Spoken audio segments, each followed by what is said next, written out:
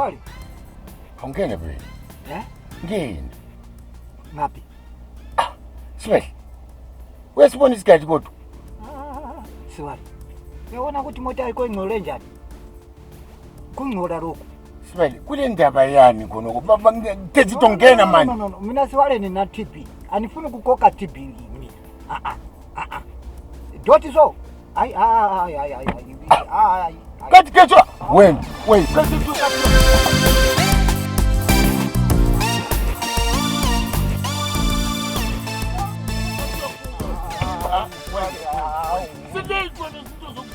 Siwali nyashara moto yako ingcolile.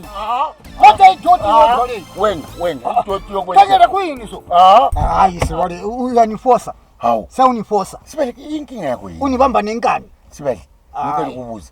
Wena ukoba neproblem nemoto yami nini wena? Iproblem inasi nikhangele kade siyakutshela ukuthi imoto yakho ingcolile le. Kanifuni ukuhamba nayo. Sure, khangela. Mapepa. Siwali. Sure, magaba. So, hayi Siwali. So, zingwane. Zinto zingacaciyo. Vile Siwali. Phansi khona lapha. Sibale, so what? Kule ndaba yani Sibale khona? No, Siwali wena thatha moto leyo uhambe uyegezisisa.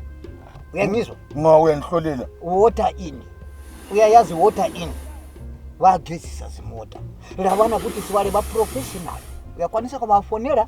Bawuya beyithatha imoto yakho bekugezisela baphinde bekuphethe. Uyakwanisa kuzikambela khona ngale. Bakugezisela imoto yakho unushezi wawukele. Bayihuva le Siwali. Bayenza inyo ukuthi ayifull valet. Full valet ukuthi izitulo zonke lezi siyaphuma Siwali.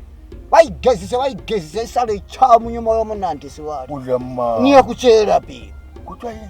Water in. Bakhipha izitulo? Siwali abakho kachana. Kona lapha Camelot. Uyahamba Camelot anithi kule garage leli kuthiwa grow. Kona lapha na duze.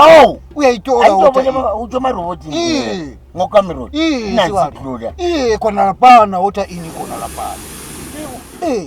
Bakhipha izitulo Siwali. Bayikhipha. Kuna CCTV Siwali khona lapho. Ungacabangele ukuthi imoto yakho izatshotsho.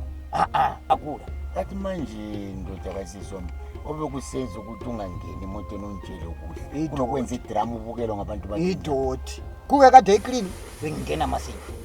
Kodwa ingcolile kodwa ifuna kuyagezisiswa. Hayi problem yakho ukhuluma kakhulu Siwali. Siwali ungayenzi njani. Ngiyakutshela. Wena asikambe siyegezisa moto le. Uzabona siyazwana. Water in. Wena vele kungasisiswa ngase ngakukhola ekhaya. Unikobola? Ngoba isitezi uphethe lapha. Kobola. Ngiyakukobola. Kobola. Kobola, uyeshule kugezisa moto zokufuna kobola mina. Water In Car and Truck Wash, giving you the best car and truck wash service. We offer full valet and instant drying, sofa cleaning and carpet cleaning while you wait. Visit us today, come dirty, leave clean, on time.